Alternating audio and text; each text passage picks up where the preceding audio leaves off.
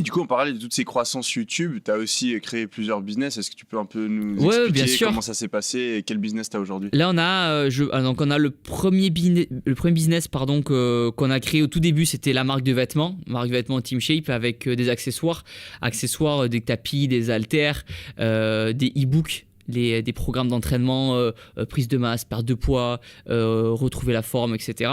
Ça, c'était vraiment les premières sources de revenus qui ont explosé aussi avec le confinement.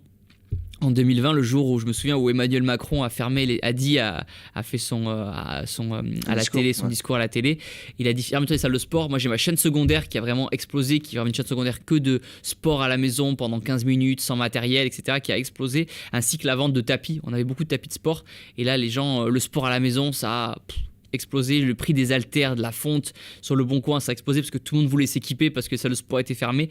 Là, c'était incroyable. Donc là, on a fait un très bon chiffre d'affaires par rapport à toute cette vente de matériel et de vêtements. Ensuite, la marque de vêtements, on l'a un peu laissé de côté parce que dans la boîte, on est 8 en CDI dans la boîte et tout le monde est bien occupé. Et malheureusement, on n'avait pas mis les ressources nécessaires et on ne voulait pas. On a fait le choix de ne pas le faire. Sur la marque de vêtements, on aurait pu, j'ai dit des bêtises, pas concurrencer Gymshark parce que c'est vraiment une marque de fitness mais internationale et eux ils sont vraiment que là-dedans, mais se faire une place. Mais le textile c'est quand même un peu la galère aussi, les tailles, le SAV, voilà. Donc on a décidé de mettre notre énergie autre part, notamment sur la création d'une application de sport nutrition là, ShapeU, qu'on a sorti, qui permet en fait aux gens, c'est un peu un Netflix du sport. Donc en fait les gens font du sport à la maison sans matériel avec des coachs, ils sont guidés en vidéo, il y a des recettes et il y a des programmes voilà, pour reprendre le sport après 40 ans, après 20 ans, le sport à la maison pour les débutants, sans matériel, sans impact pour ceux qui ont des douleurs par exemple. Et donc là ça c'est l'énergie, là c'est un business qu'on a créé, c'est ma sœur qui s'en occupe vraiment et le dernier, c'est les compléments alimentaires, InChef Nutrition. Là, on travaille avec une entreprise, Net4Brand, qui nous aide vraiment à... C'est eux qui ont toutes les machines de compléments alimentaires, qui s'occupent des labels, certification, parce que dès qu'on touche l'alimentaire, on n'a pas envie de faire de la merde concrètement. Donc c'est eux qui font les labels, et là on travaille en équipe en fait avec eux, et ils nous soumettent par exemple je leur dis par exemple, ça peut être bien de sortir du collagène, parce que le collagène c'est un complément alimentaire qui marche bien actuellement.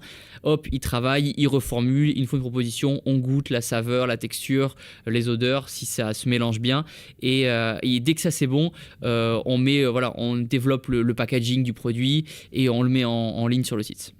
Et du coup, il y a beaucoup de youtubeurs qui se contentent de simplement faire des OP. Et avec des OP, marques, voilà, et des OP qui ont dans d'autres business, ouais. Mais donc toi, tu as créé plusieurs business à côté. Pourquoi c'est une bonne question, parce que c'est plus de soucis. Donc c'est plus de revenus aussi, mais c'est plus de soucis. Donc en fait, quelque part...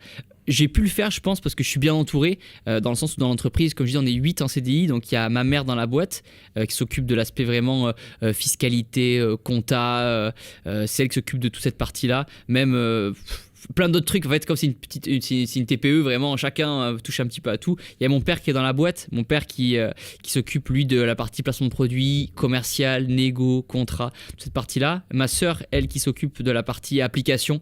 Donc c'est elle qui s'occupe vraiment que de ça, et effectivement il y a une confiance il y a une confiance naturelle, et là il y a ma sœur Héloïse qui nous a rejoint, ma petite sœur qui a 26 ans, je dis pas de bêtises, qui nous a rejoint, et elle qui s'occupe du coup d'un nouveau business qu'on sortira plus tard, je le tease pas trop, voilà, ça sera une surprise, mais qui permet en fait d'avoir des gens de confiance. Pour en venir encore à ta question, parce que je parle un peu dans tous les sens, un youtubeur, si aujourd'hui il n'est pas entouré de personnes de confiance, il va faire effectivement le truc le plus simple, et il a raison de le faire, c'est faire ses vidéos et mettre des placements de produits dessus. Donc il travaille avec une agence, l'agence elle prend en moyenne à peu près 20%, voire 30% quand ils sont pas cool, sur le montant de l'OP. Et en fonction, donc eux ils deal, donc je sais pas, un youtubeur par exemple il dit je veux faire une vidéo sur des Lego, l'agence elle dit tiens mais ça peut être intéressant que Lego justement soit dans la boucle, que Lego paye. Donc Lego par exemple s'ils ont 100 000 euros de budget à mettre dans la vidéo, l'agence prend 20 à 30% de ces 100 000 euros, et le reste va soit dans la production de la vidéo qui coûte super cher, notamment sur Paris, que ce soit louer un studio ou la production, le caméraman, le montage, etc. Et après le reste dans sa poche, enfin dans la poche de l'entreprise. Donc aujourd'hui, faire un business à côté, comme on le disait, une marque de vêtements, compléments alimentaires, application, c'est possible pour n'importe quel influenceur, mais c'est hyper dur parce qu'il faut trouver des gens de confiance qui te la mettront pas à l'envers, qui vont vouloir travailler aussi dur que toi ou du moins aussi sainement que toi. Donc c'est plus de soucis, c'est sûr. Voilà, c'est plus de soucis parce que c'est des salariés, c'est de la compta, c'est de la fiscalité. Enfin, il faut que tu te fasses entourer. Donc soit tu veux pas t'emmerder, tu fais tes vidéos, tu prends tes placements de produits, tu vis très confortablement quand même, faut pas se le cacher, et t'as pas tout le souci d'avoir du personnel. Soit tu te dis bon allez, un petit peu de personnel mais pas trop, et dans ce cas tu développes des business avec des gens de confiance. C'est quoi qui t'a rapporté le plus, toi, tes business à côté ou les Placement placements de produits. Ah, les placements. Ouais. Ah ouais. Ouais. C'est Plusieurs fois, hein, même ma soeur, si elle regarde le podcast, elle sera pas inquiète. On a voulu arrêter l'application parce que c'est beaucoup de soucis, c'est beaucoup de problèmes, c'est du SAV, c'est des prestataires aussi avec qui on travaille, c'est faire venir des coachs, c'est beaucoup de frais. Alors qu'en soi, un placement de produit, bah c'est toi et toi tout seul, t'es tout seul. C'est que de la marge. Ouais. C'est que de la marge. C'est ta valeur ajoutée, c'est toi qui effaces une caméra. Même ça peut être des stories, le plus simple, c'est t'es sponsorisé par un jeu, je sais pas, un jeu mobile, t'en parles face caméra, tu le mets en avant, tu mets tes hashtags, tes arrobas, et voilà, tu prends tes 5 000, tes 10 000 euros comme ça, et c'est tranquille, et c'est pas de souci, tu vois. Et là, tu as besoin d'être deux en soi, un commercial qui te gère l'OP et toi. Voilà.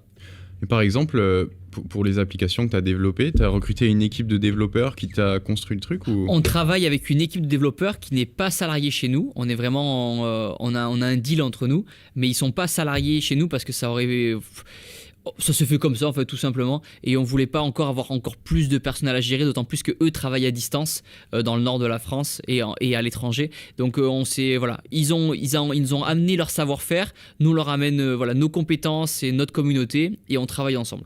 Et pour tout ça, tu as des associés ou c'est toi qui avec ta famille qui est C'est moi et ma famille. Ah ouais. Putain, donc c'est dur. En fait, c'est dur. C'est hyper c'est cool entre guillemets de travailler en famille, mais la limite effectivement, c'est aussi de prendre soin d'eux, tu vois. Mon père, il a 55 ans. La retraite, c'est pas de suite, mais il faut aussi penser à préserver aussi sa famille là-dessus. Et donc, effectivement, souvent, ça devient un peu, les repas de famille deviennent un peu des réunions, des fois. Donc, il faut réussir à pas parler entreprise tout le temps. Et ça va, on le fait, on tient bien la barque. Mais voilà, des fois, il y a des petits conflits d'intérêts ou des petites pas des disputes, c'est des disputes, des désaccords. Il faut réussir, à s'asseoir et dire bon, alors, qu'est-ce qui va pas? Ok, papa, c'est ça. Camille, c'est ça. Maman, c'est ça. Et Louis, c'est ça. Ok, tac, tac, tac. Toi, t'es l'aîné ? Je suis l'aîné, exactement. Et on est 5 enfants. Ah ouais. Et mon autre frère, Antoine, il a 21 ans. Et mon frère Baptiste, il a 14 ans. Voilà. Donc Ah ouais, ils t'as ont un aussi... petit frère de 14 ans ? Ouais, donc ils ont tous T'as un le petit frère de 14 ans qui a comme grand frère Thibaut InShape. Vous avez 20 ans d'écart. Ouais, c'est ça, un truc comme ça. Ça doit être drôle. Et On parlait en à fait, l'école, quoi.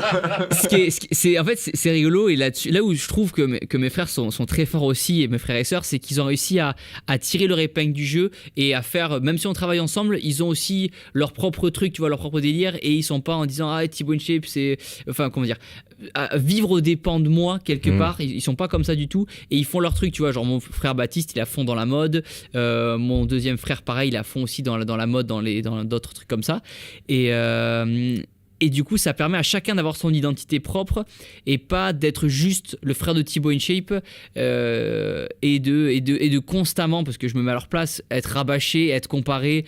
Ton frère, il fait de la muscu, toi tu fais pas de muscu, c'est nul.